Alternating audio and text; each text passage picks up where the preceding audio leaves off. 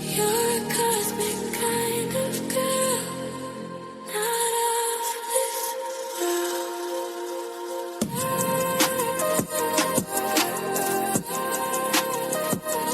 Hello, my cosmic cuties, and welcome to season 2 of The Cosmic Show. I'm Betty Andrews, your host, founder of The Cosmic Co., astrologer, channeler, and manifestation coach. This season, we talk to some incredible humans who, like me, operate between dimensions, timelines, and the multiverse. Expect conversations that bend your reality, activate your intuition, and remind you that this world is so much more magical than you have been taught to believe. So let's dive in, polish your aura, start levitating, and we shall begin. Hello and welcome back to The Cosmic Show. So I'm so excited today because we are in the midst, the depths of Scorpio season. And it's one of my favorite seasons because I'm a Scorpio stellium and I really fuck with Scorpio. It's all about like death and rebirth, truth and transformation, a little bit of intensity there as well. So the veil is thin, emotions are running deep, and everything is being stripped away. So there's no fucking about. We want honesty, we want a good time, and we have no time for bullshit. So Scorpio energy really rules the underworld, intimacy, and alchemy. And it really is that magic of turning pain into power and endings into beginnings and fear into faith. And for me, of everyone I've come across recently, no one embodies this energy quite like Siobhán Diores, who I have with me today. And I'm so excited. She is the founder of Mother of Pearl, and with soft power that we need to go into as well. She is a mystic, a medium, a spirit doula who walks people through the sacred thresholds of life, conception, birth, death, and everything in between.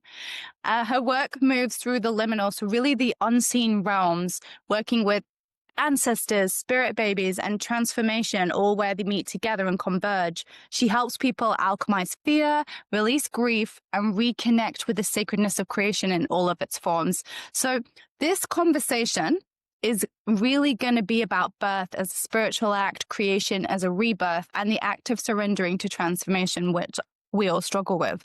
And this is exactly what Scorpio season is here to teach us, and what I can't wait to dive into more in the magic of this conversation. So take a deep breath, open your heart, and let us get into it. So welcome to the show, Siobhan. So excited to have you here.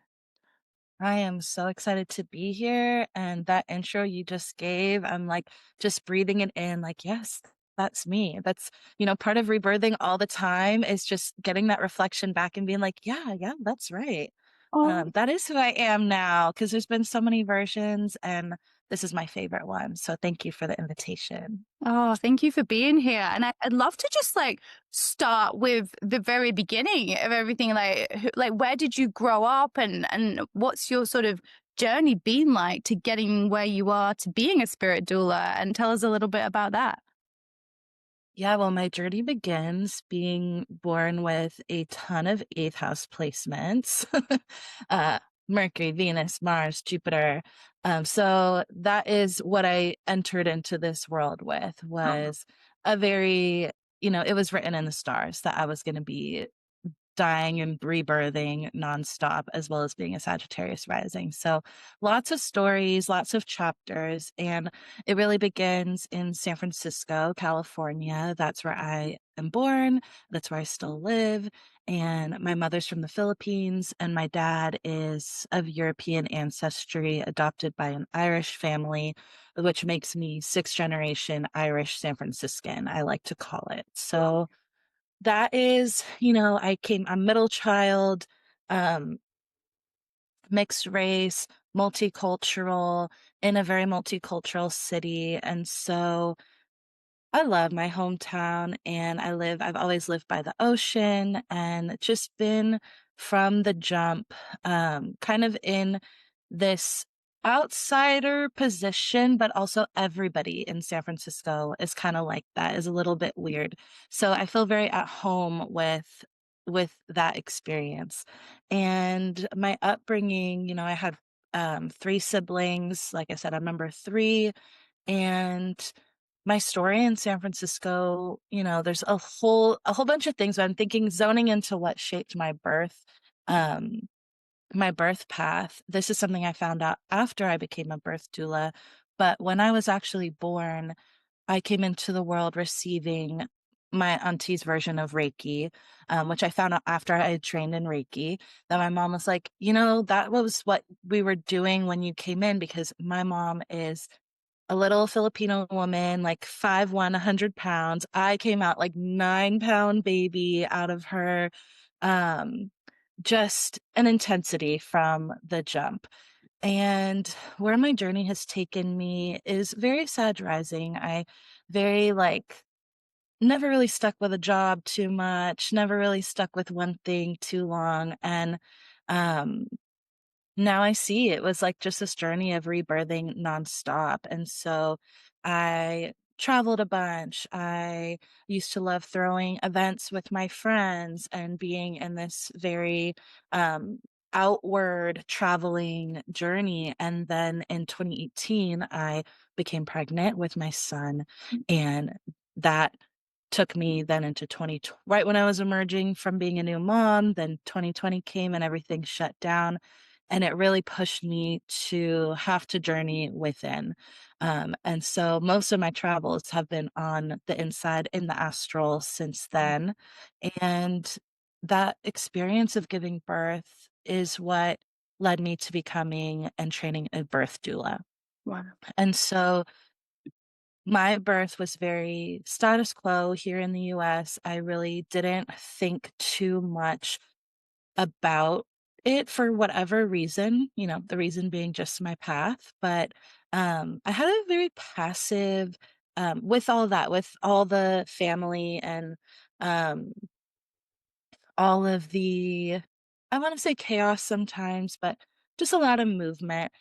Also came a lot of codependency, a lot of shifting along wherever I was invited. And I really, for the first time when I became a mom, had to really figure out who I was, because I was grasping still to the person that I was before, thinking, oh, I don't want to make motherhood my whole personality. Well, here I am, mother of pearl. It's my whole personality. It's my whole career. Um, but I, in those first few years, was very activated by my birthing experience, because my son ended up in the neonatal ICU, caused by the interventions of the hospital. And then when I started to talk to other mothers, I just found out that this was such a common experience, especially for women of color, especially for Black women in the US. There's an extremely racist medical system here. So I felt, especially because that's so like core to my upbringing, is being around many other races and cultures, that really fired me up to go into this journey of figuring out how we got here. I was radicalized, if you will. I was already radicalized in other ways, but this really felt like hearing other stories, that this was something I needed to be a part of, this movement to learn about how birth is. Movies and media always have people screaming, water breaking everywhere on the way to the hospital. And it just couldn't be more wrong, is what I learned. So I signed up for my first doula training. And right when I stepped out to start working and attending births for others is when the COVID-19 pandemic shutdowns all began. And so that took me from the hospital, where um, most people I was working with were birthing in the hospital up till that point. But because of the shutdowns, they were only letting people bring one partner, which was typically their partner. Um, and so I started attending home births. And the first home birth that I attended truly opened up my world to the portal that was opening in that birthing process, to experience uninterrupted, unmedicated birth really gave me, especially with midwives who were Black midwives that were in touch with their roots and traditions.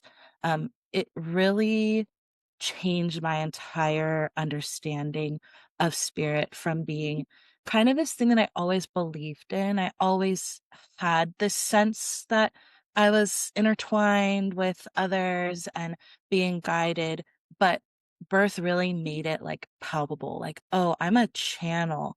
Oh, I can talk to these spirits. These spirits and babies are talking to me. And so um, that opened up gradually my spiritual path. I had already been doing tarot even, and I didn't really see it as it's so interesting to think back because it's hard to understand what I even believed in then because now it's so direct. Do you know what I mean by Yeah. that? Like, it's kind of like I was connecting with something, but I didn't have the name or the words, but I still believed in it. But now I'm like, oh my goodness, I'm a whole medium. Mm. So and that first baby's name was Legacy. The very first home birth I attended, the baby's name was Legacy, and I love to share that because she revealed to me my legacy that I wanna leave behind, and, um yeah, this journey of attending births, the more I attended them, the more I began to understand that each one was opening a portal, not only for the mother and to walk through, not only for the baby to walk through, but also everybody involved in the room. I felt like I had changed and started a new timeline after every birth. And that was actually very jarring because I didn't have the understanding or the language for it. But simultaneously, as I was doing that, my personal life began to fall apart. Um, in the ways that it needed to, but in ways that I had never anticipated. My marriage, my friendships up until that point, my relationships with my family. The more that I was being called to the birthing room to be part of these sacred experiences, the more I was transforming unknowingly, subconsciously. And it just quickly began to reveal that the rest of my life was so out of alignment. Mm. um, and so where that took me was then 2021. I At my beginning of my birth doula journey, I actually was working in healthcare as an administrator in healthcare. So I was also doing that at the same time and using my PTO hours to go to births and just like calling out, which they were so supportive about.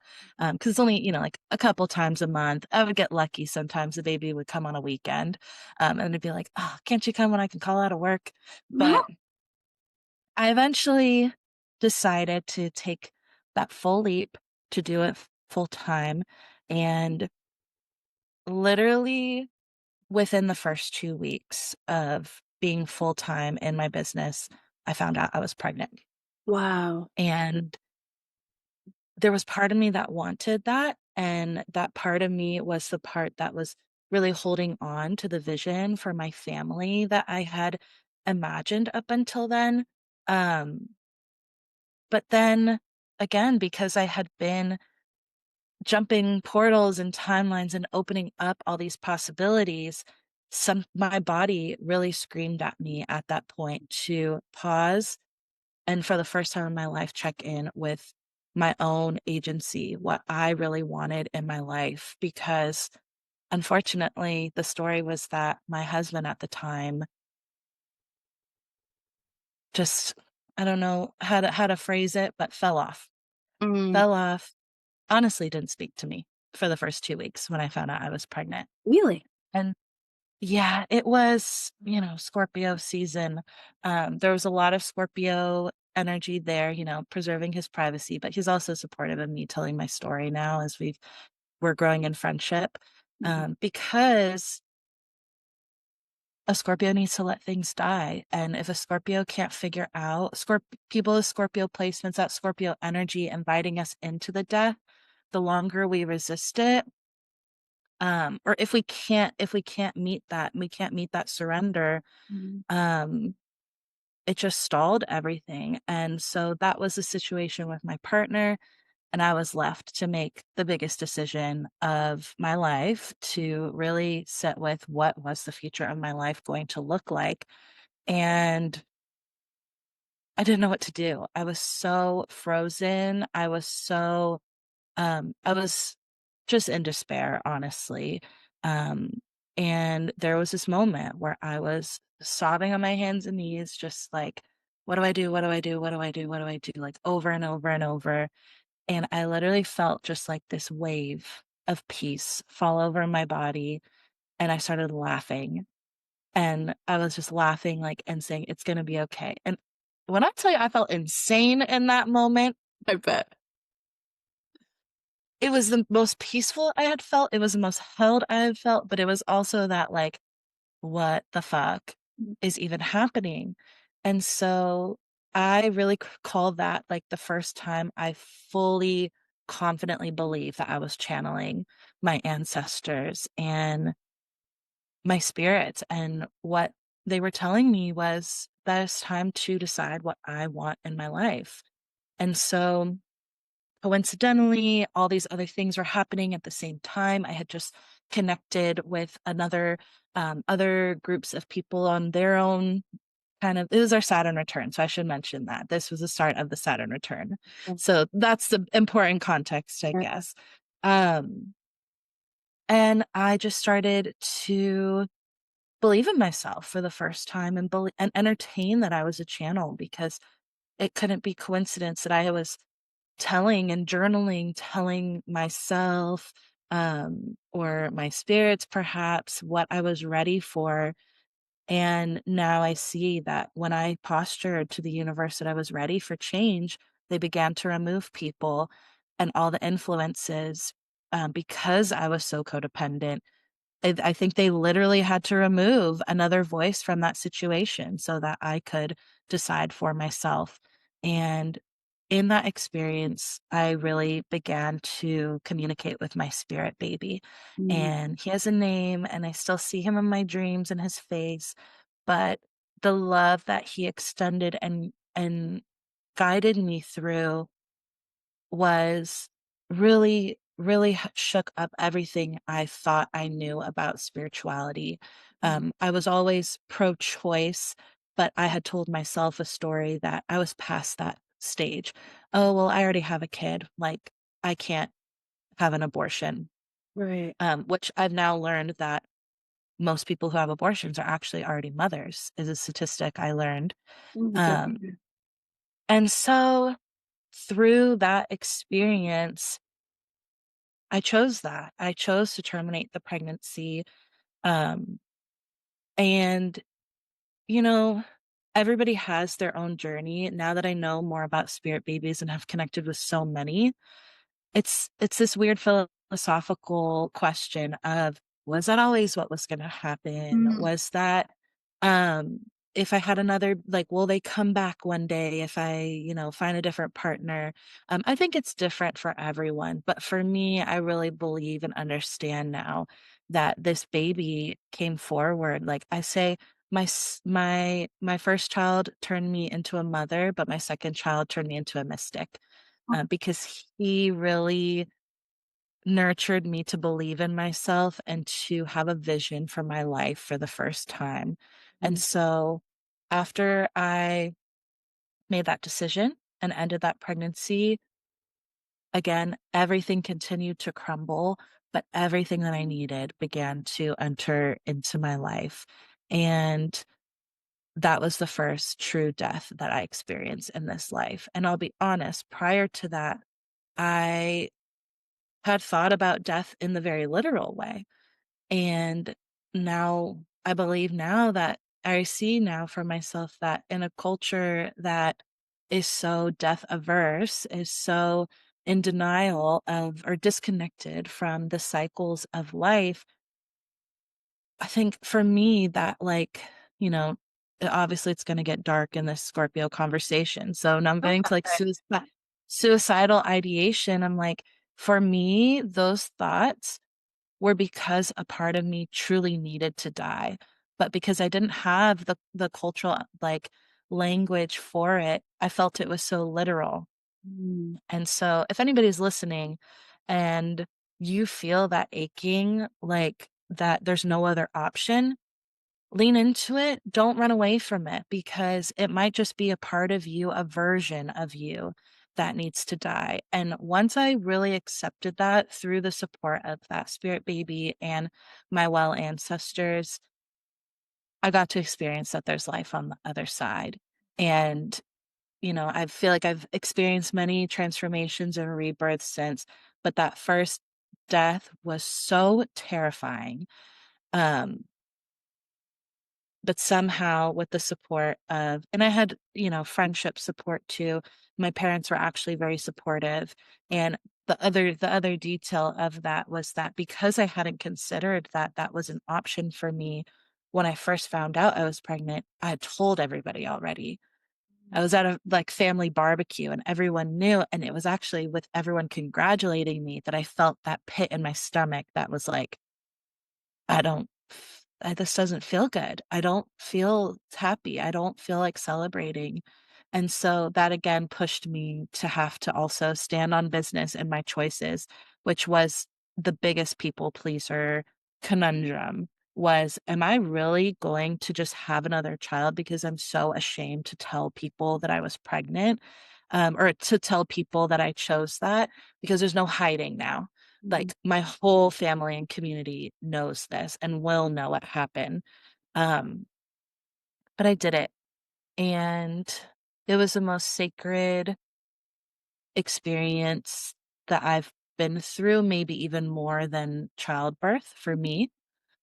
Because like I said, my childbirth was a very status quo thing. I had epidural, which, there's reasons for that for everyone, but for me, it was keeping me apart from the experience. It was putting so much distance, from my body. So I can't really say I had a sacred birth experience personally.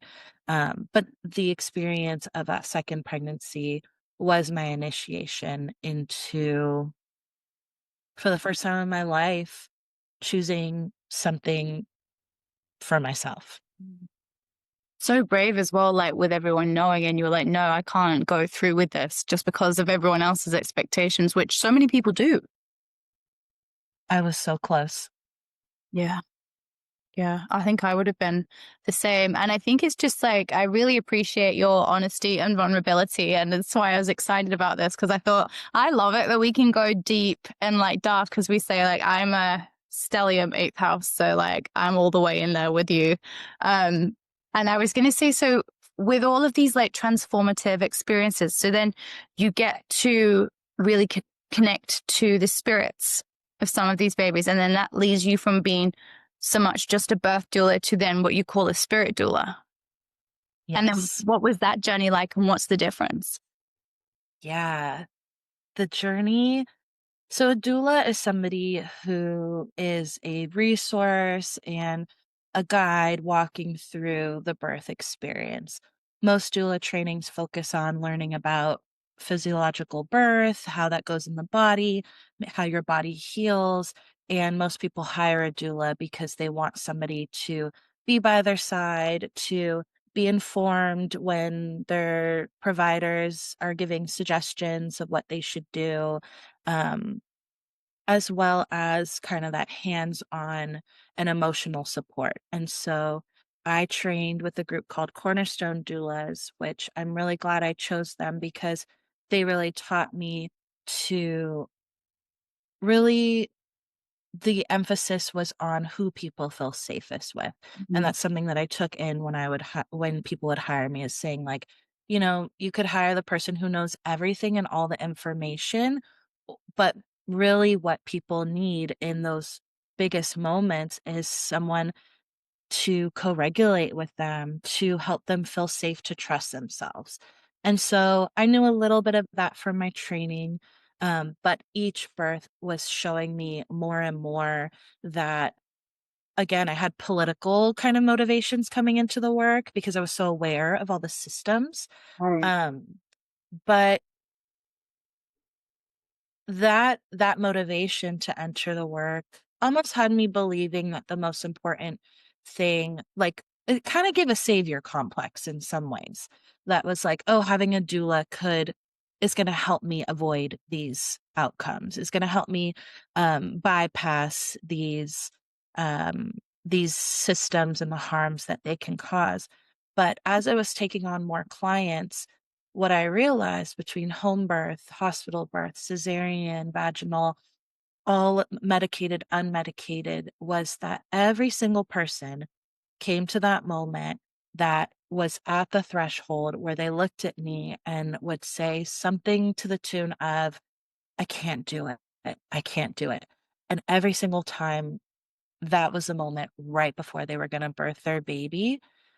And what I witnessed in that was just how much most women, and I say women because that's who I've worked with, I we struggle to trust ourselves in that moment. The thing we need the most is is that ability to surrender, to trust ourselves, to let go.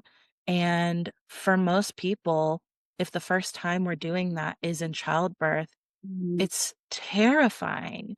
And I was watching people reach that point and want to run. And so they would call the anesthesiologist and say, I need an epidural now. And then there was one birth that this really made it so clear. And I didn't attend births for a few months after that because what happened was that they were at that moment and I knew that they could do it. I knew that they were right there. But also my job is to support your autonomy. My job is to support your choices. And I can't say no, don't stop and call anesthesia. So they did that. And what it did was halt everything, slow everything down. And next thing you know, they're being wheeled away to a C-section. And it just broke my heart because what I witnessed was the distrust that women have in ourselves. And especially I work with Asian women, and there's those stereotypes of, soft spoken, and a lot of women are people pleasers. So most of my clients were reaching that point, and it was just very clear that without a connection with our own inner voice, I'm just here watching you get harmed. I'm here watching you be pushed through the system. And I felt like I don't want to take anybody's money doing this anymore because they thought I could save them, but I can't because I cannot do this for you. I really learned the limitations of my role. And so after that one experience, it led me to working with somebody who hired me virtually. And so I had my first virtual client, and at the time I was practicing Reiki more. So she hired me, and the kind of arrangement we set up was every month before she wasn't pregnant yet. So every month we would have a session where I would do distance Reiki. Yeah. And so the way I learned and was doing distance Reiki was very much guiding a meditation into a calm place where there was ocean and taking the clouds and the environment. And I began, as it began to go on, to uncover the birth realm. And the birth realm, now I understand it to be this inner world, this astral plane that we can travel to really materialize and prepare for the act of surrendering and birth. It was almost as if every month we were going into this place and like doing construction. Like every time she said it would get more vivid, more real for her. And then we would confront different wounds. This person specifically was an adoptee. So she had a lot of things around the mother, her belief of her ability to be a mother. And so every month, we're going in and doing this spirit work within um, to build her birth realm. And the positive story of that was that when her birth finally came, she said that's where she was the whole time. She was on the beach, swaying in the birth realm, and she had her dream home water birth. So that was the first uncovering of the birth realm. Birth realm. I've never heard of that before. I've heard of many things, but not the birth realm. Yeah, I feel like it's almost like stumbled on it in our journey, in our journeying. Um, and what I learned, what I believe now, and what I do for others is this act of surrendering is something we do have to practice. It's a muscle.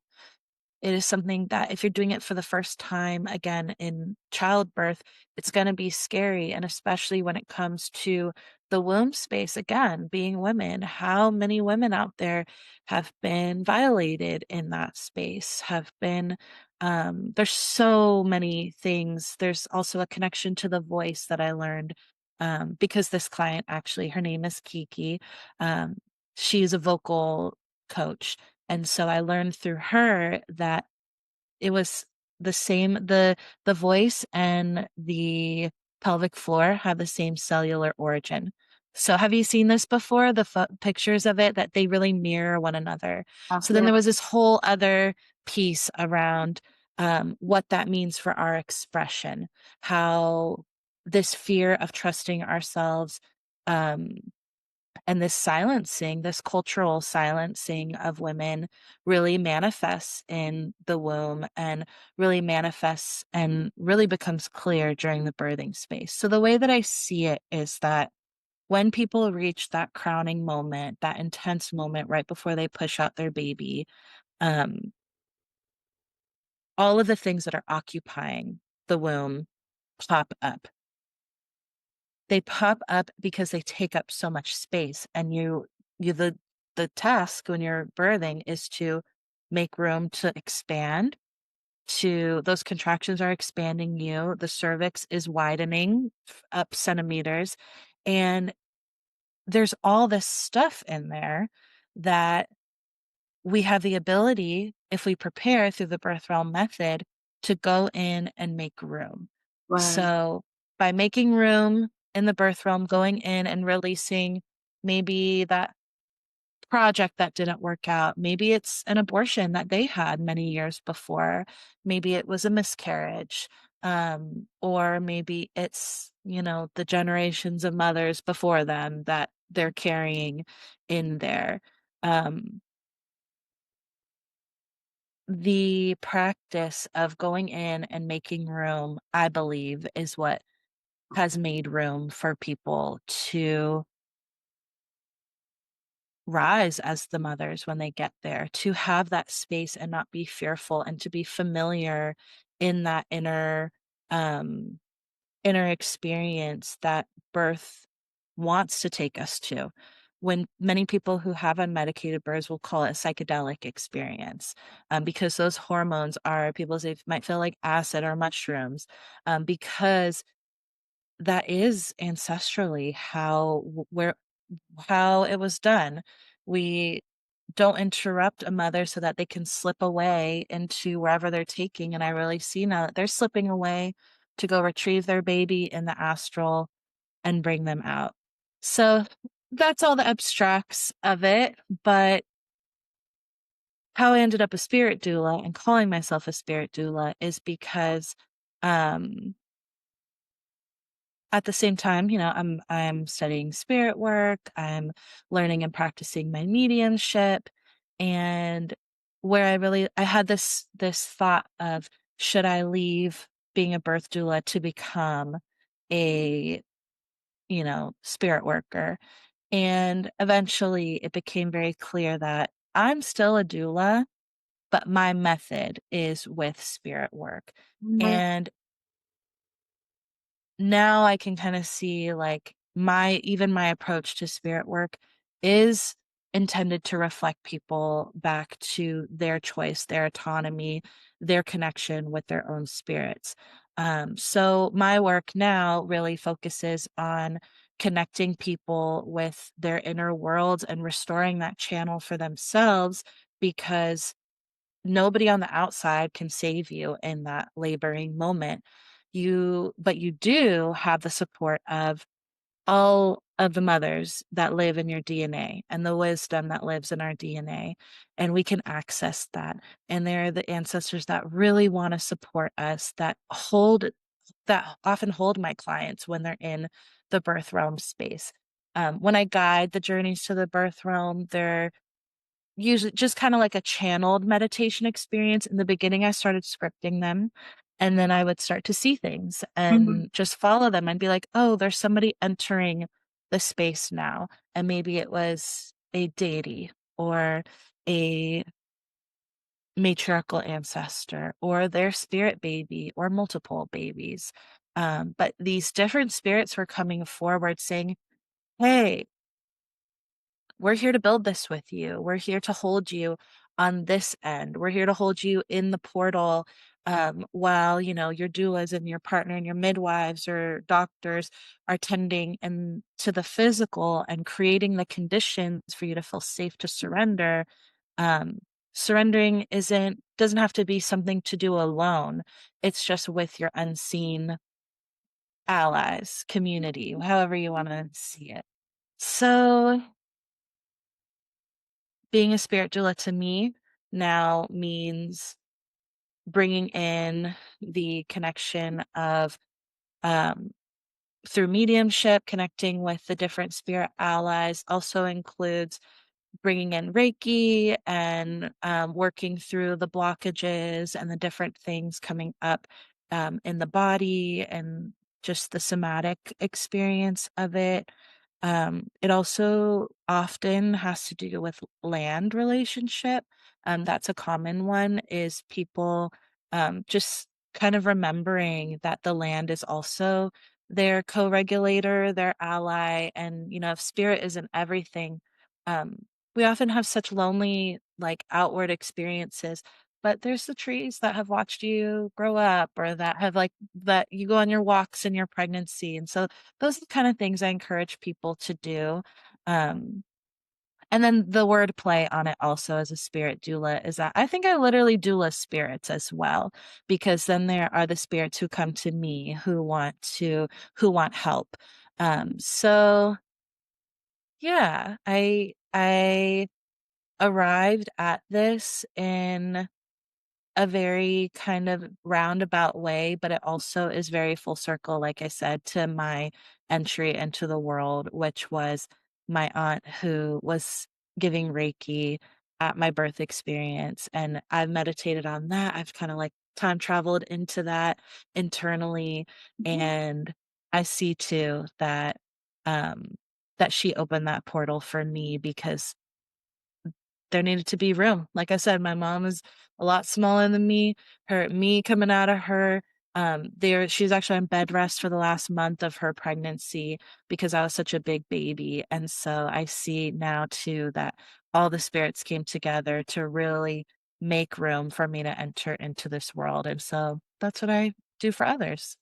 Amazing. And I love how much detail you go into it as well. Cause I'm like, oh, that's like my 6 questions that are coming up answered, just because you're so amazing at how you tell the flow of that as well without it like being, because sometimes when people tell a story, it's a lot of information. You could be like, wow, but I feel like the way you talk is so melodic that it kind of, I'll just be 1 second. There is housekeeping here and 1 sec.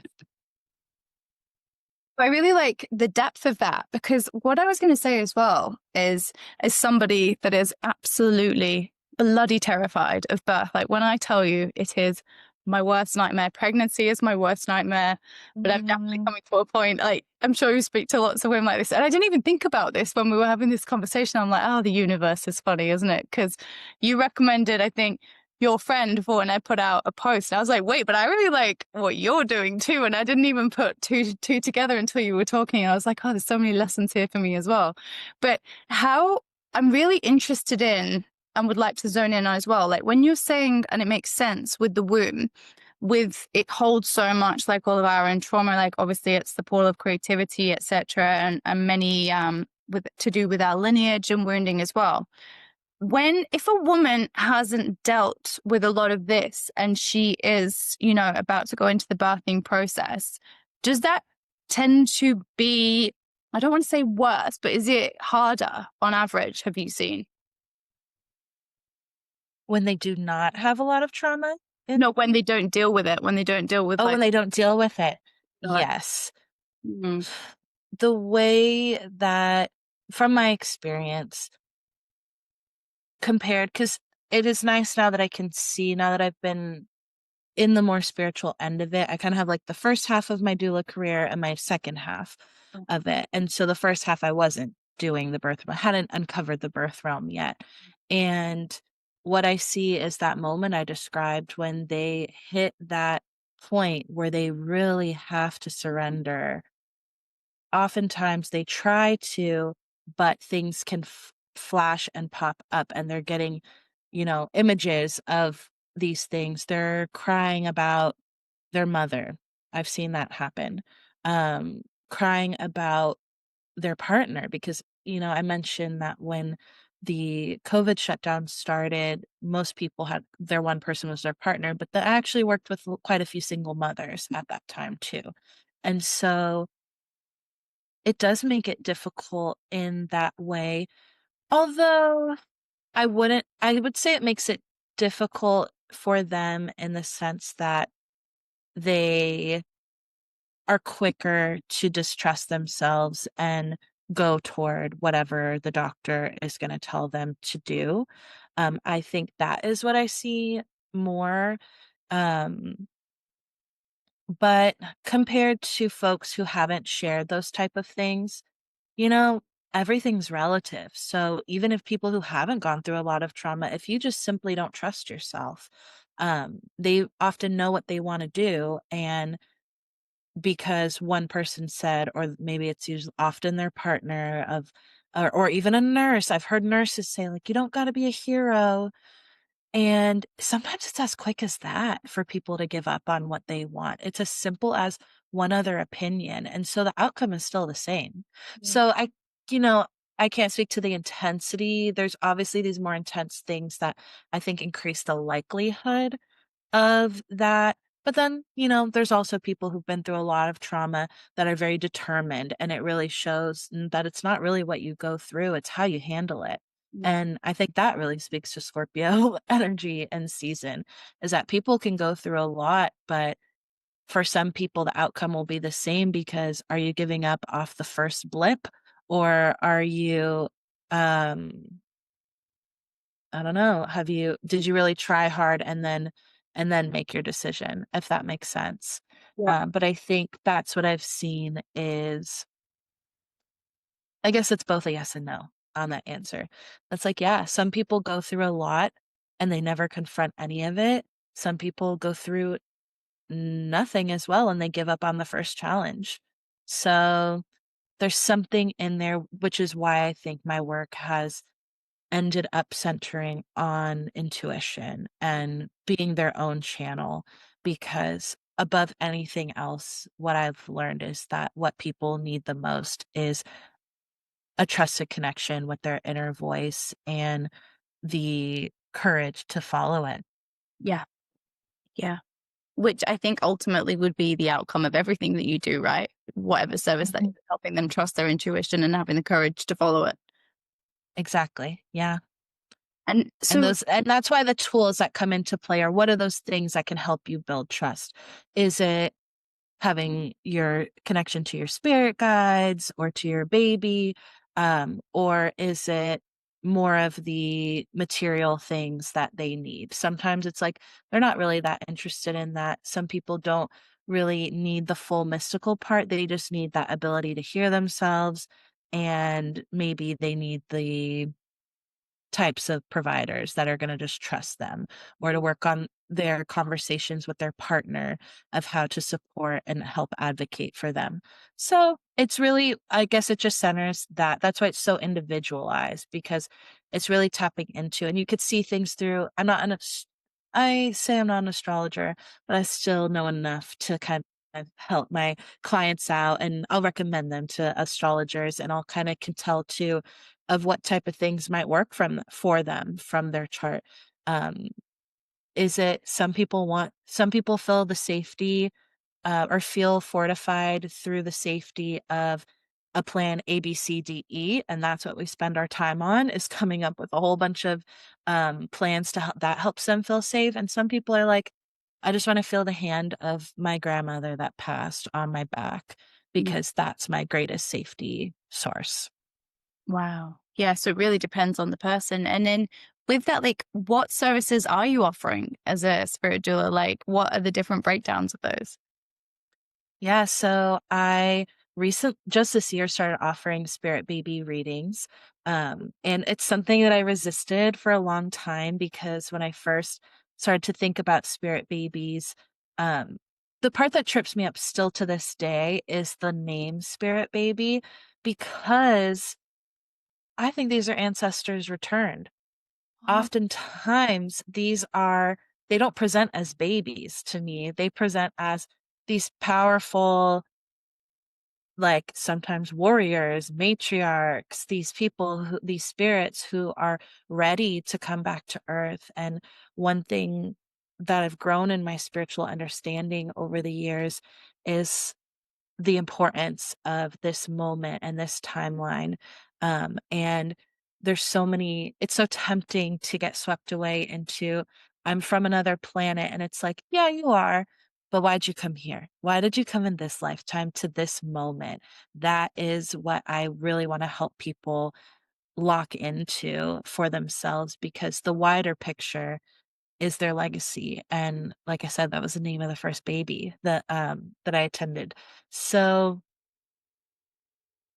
they the spirit baby readings, that's just the easiest concept to people, I think, because that's what they wanna hear is like, "Oh, like, where's my baby?" But then you have these babies that will come in, and it's like a grumpy little old man kind of presenting, and it's like, "Oh, like, I gotta come back to Earth for this mission," and we're hearing from them, what is that journey that they wanna go to, like, what's the assignment they've got?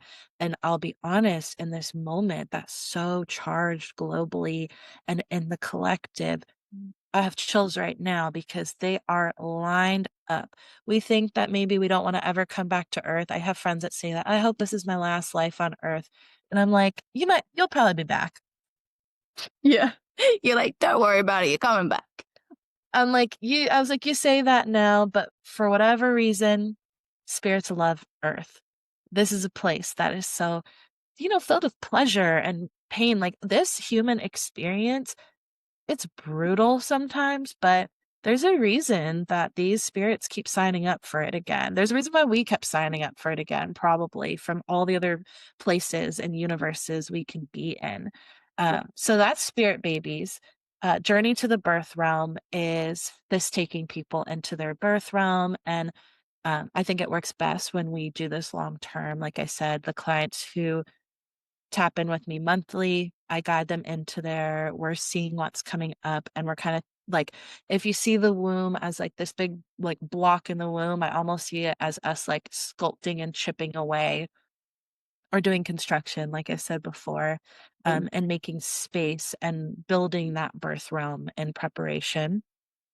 I also do literal birth attendance and postpartum. And so yesterday I had a visit with one of my newest babies that it was her first, she just lived her first lunar cycle. And this was a really fun one because her mother is very connected with her psychic abilities and mediumship. And so she first booked me for a spirit baby reading, and she was like, I'm hearing my baby and she wants to know if you'll be my doula, and she was local to me. And so this actually was this is the newest imprint for my work, where it was the first time where I actually didn't personally attend the birth. And as a doula, because it's so spontaneous and anything can happen, we always have backups.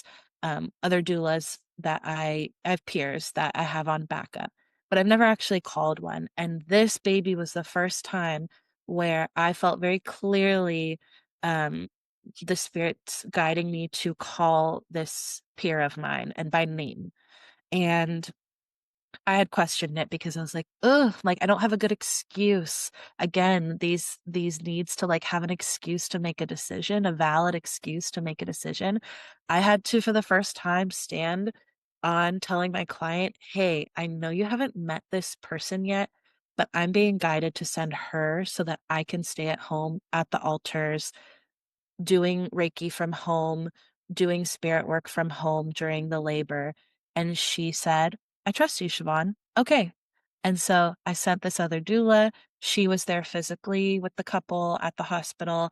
I was at home doing Reiki periodically. They're calling me after the doctors come and give suggestions. And the last moment before the baby was born was they were kind of hitting that wall of trust with themselves. And I channeled both of their mothers have passed, so, that was really special, and their baby was born really soon after that. They called and they were like, "We're just getting so tired, we don't know what to do. Are there any messages for us?" And so I got to channel their mothers and give them those words of support from their mothers. So that is something that I'm preparing to invite more people into next year is this full-on spirit doula role from home, focusing more on not going to the hospital. Um, and let's see, those are my offerings right now through Mother of Pearl. And the other thing that I do, where spirit doulaing has led me is founding the Church of Soft Power. And so, like I said, my whole politically driven call to birth work zoomed out is this understanding that our creative capacity, our creativity and our imagination is the most powerful resource that we have, and understanding that throughout the history of the last few hundred years, um, there's such a deep attempt to control our ability to create, our ability to imagine. And I know I'm in the US, so I don't know exactly how it is out there, but hopefully this isn't too US centric. But um, there's a lot of legislation right now around abortion and controlling people's ability of how we have children, how we don't have children, who is supposed to have children, and who gets supported when they have children. And I really saw how that related to that really is about the bigger concept of creativity in general, because what so many people are scared of about this world that's changing is that we can't imagine what's beyond this paradigm. It's hard for people to imagine beyond policing and capitalism and these very extractive things that rely on the oppression of people's freedom and sovereignty. And so my realm obviously is around childbirth and that control over our reproductive, freedom. But then I linked up that moment where I was going through my abortion experience. I had happened to, at the same time, be connecting with several others, but it really zoned in over the years to three others who come from their journeys with it. So one is Kiki, that client that I mentioned, that's a voice coach. Her calling being to liberate the voice. Another was Midori, whose calling was to liberate um, who can be an artist, because she came from a fine arts background and was tired of seeing only people who've studied and gone to these art schools being able to have art careers. And then Flo, who she's a Vietnamese daughter of refugees, and she has her master's in public health around the experience of trauma in the body. And so liberating the body, the spine, and the four of us together, led by Guan Yin and what we call now the ancestral algorithm, were linked up through Instagram and just started meeting up on Zoom to practice and move our bodies and sing and meditate together.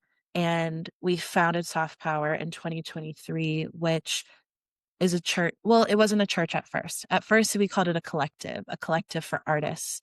And so we just wanted people to connect with our creativity through rest, believing that creativity is or rest is a portal to creativity, that by doing these different somatic practices, breath work, movement, um, could open our channels, and really believing that we're here to bring heaven to earth. And our shared ancestry is that we're all Asian Americans. We all have Taoist influences and Buddhist influences, as well as our personal ancestral cultures. But really seeing like, oh, wow, like the practice of being an artist is one, bringing these concepts from the astral and materializing them into earth, alchemizing them into something.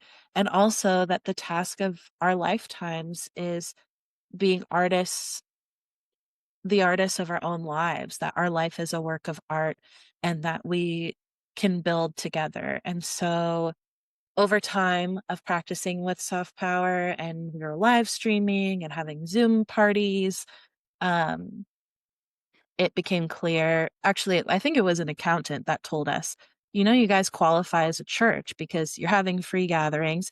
What you're doing is you're gathering for spiritual purposes often. And so you can be a church. And then in the US, you being a church is also this business model where we get to have more say in where our money goes and where our tax dollars go, because we're done with our tax dollars going to war and to genocide and to all these things. And so how could we trust ourselves to really create something that was not profit driven? We actually first started with the paid membership, and it didn't feel right. And that's just our path was I fully believe people need to receive money for their spaces. But the four of us, it was very clear that we needed to create this sanctuary for artists to just be themselves and to hear our own thoughts, and to, again, bringing these concepts that influence the birth realm um, into the sanctuaries we're creating virtually. Really were the same things, creating space for people to hear their intuition. And so that's the other thing that I do. And so at Church of Soft Power, every Monday night we have a gathering. I do like a group Reiki space, because the other wider vision for it is also this place where we can stay in our lanes and have this network of people of shared values where we can give back. Because I was kind of torn in that place of, the community that I want to serve can't always afford the rates that I need to resource myself, but I can give one free space to the church, to these people who opt in and share my values. And so now it kind of frees me to charge what I need to charge as a single mom in San Francisco, while also having a place where the people who really connect with me can go, and I'm not doing all the work. They're not all dependent on me. They have a whole calendar of spaces where they can sing or move. Um, and where that's resulted right now, the biggest focus for me at this moment is alter ego. And we spell it alter ego like the church altar, ALTAR.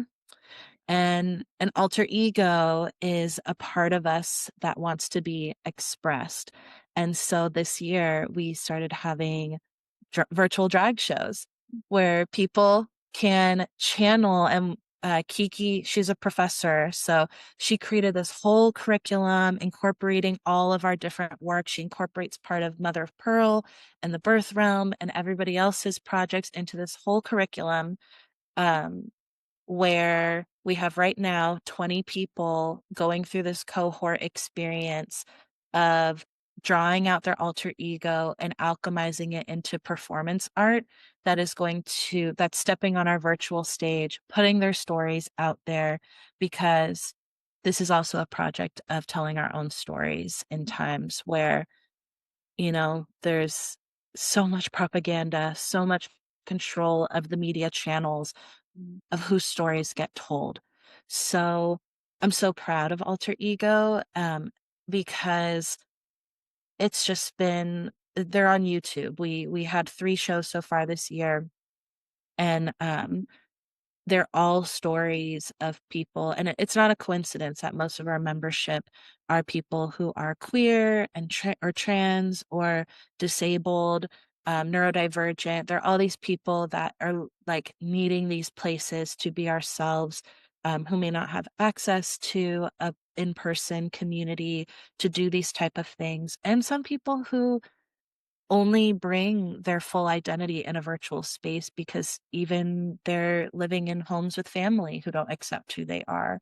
Yeah. And so this is our first stage where we just celebrated our first year of the church.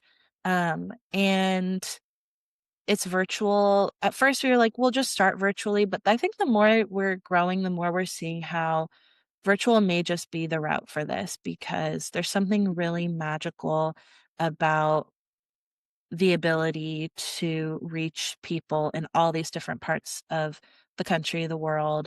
Like I said, people who this may be the only place where they can be like try on their full selves, because maybe it's not who you want to be in your full life, but there's just this part of you that's like itching to like be seen and get out there. My first character, her name was Lunacy, and she's like my crazy lover girl, who was just brokenhearted and so dramatic.